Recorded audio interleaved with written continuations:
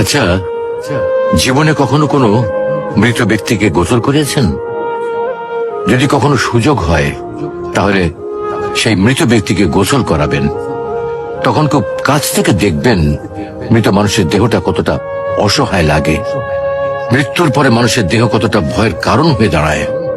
সুযোগ পেলে রাতে লাশটা পাহারা দেবেন, তখন বুঝতে পারবেন প্রিয় মানুষটার লাশ রাতের বেলায় আপনার কাছে কতটা অদ্ভুত লাগে, কতটা ভয়ের কারণ হয়ে ওঠে, কতটা আতঙ্কের কারণ হয়ে যায়। সুযোগ পেলে মৃত ব্যক্তির শরীরে একটু হাত লাগিয়ে কিছুক্ষণ তার স্পর্শ নেবেন। আপনি তখন উপলব্ধির সুযোগ পাবেন এই পৃথিবীতে বিশাল প্রভাব প্রতিপত্তি মৃত্যুর পরে কতটা নির্যাতনের রূপ নেয়।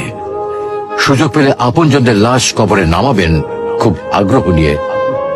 শেষবারের মতো মৃতদেহের মুখটি একবার দেখার চেষ্টা করবেন এবং বারবার উপলব্ধি করার চেষ্টা করবেন এই মৃতদের সাথে অনন্তকালের যাত্রার পথে এটাই আপনার জীবনের শেষ দেখা। সুযোগ পেলে মাঝে মধ্যে কবরস্থানে গিয়ে নীরবে কিছুক্ষণ দাঁড়াবেন।